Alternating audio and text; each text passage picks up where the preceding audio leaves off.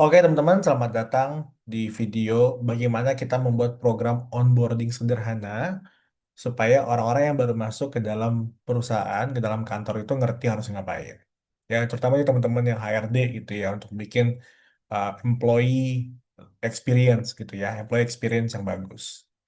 Nah, sebenarnya kita bisa langsung ke chatgpt.com, terus kita bisa langsung tanyakan dengan ChatGPT itu untuk bikin onboarding experience. Pertama, ini prosesnya harus beberapa kali ya. Jadi pertama kita harus tanya dulu sesimpel, saya akan um, kantor menerima dua pegawai baru di si HRD untuk pekerjaan payroll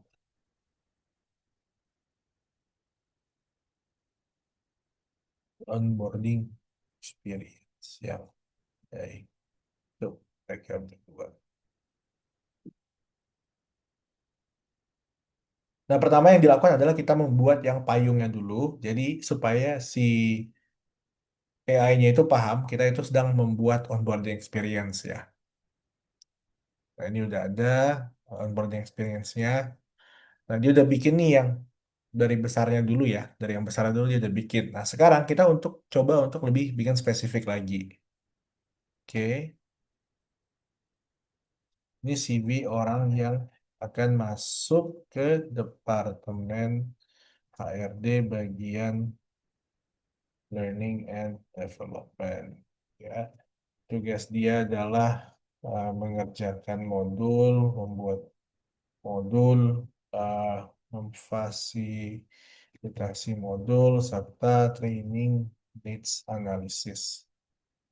Tolong bikin onboarding experience dan proses yang sesuai dengan CV-nya.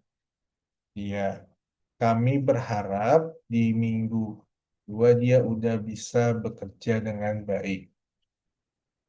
Ya, jadi beban adaptasinya itu di minggu pertama. Oke.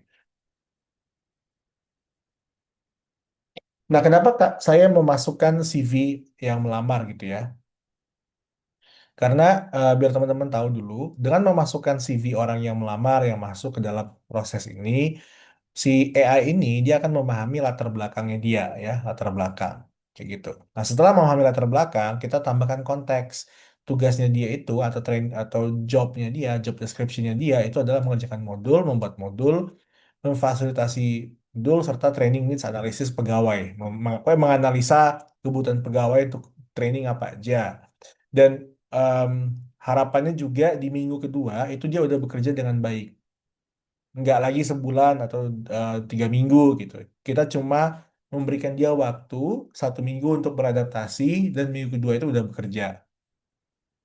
Nah, dengan memberikan latar belakang ini, job description-nya ini, maka kita bisa langsung membuat onboarding experience yang lebih akurat gitu berdasarkan latar belakangnya dia, ekspektasinya kita, serta pekerjaan-pekerjaan dan tugas-tugas yang akan dia lakukan.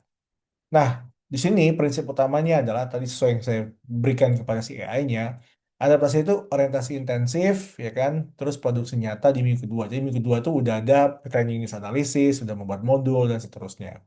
Maka ini ada orientasi, ya kan, company tour untuk memahami struktur organisasi, assign body mentor. Jadi ada tim atau orang yang nempel sama si pelamar ini, si kandidat ini, si calon pegawai ini, sehingga bisa langsung tanya-tanya kalau ada yang perlu ditanyakan, terus ada langsung mendapatkan solusi bila ada masalah atau problem gitu ya. Nah, langsung ada tools dan sistemnya apa, quick answer kayak gimana. Jadi udah langsung diberikan existing atau dokumen-dokumen SOP, LND yang udah ada sekarang untuk langsung dikasih tahu, langsung diajarin cara menggunakan LMS kantor, Learning Management System kantor, terus tools pendukung bila ada dan seterusnya sampai ke bawah. Nah, dengan ini teman-teman, dengan ini teman-teman bisa langsung teman-teman yang di dunia HRD, teman-teman bisa langsung membuat proses onboarding pegawai yang spesifik berdasarkan latar belakang pegawai baru dan pekerjaan yang bakal dilakukan. Nah, ini tinggal kita jelaskan kepada si orang tersebut dan akhirnya dia bisa mendapatkan ekspektasi yang serupa dengan ekspektasinya kita dan bisa sama-sama memiliki onboarding experience yang tepat, ya, tepat. Karena tepat sesuai dengan latar belakangnya dia dan sesuai juga dengan ekspektasi perusahaan. Oke, sampai jumpa di video berikutnya, teman-teman.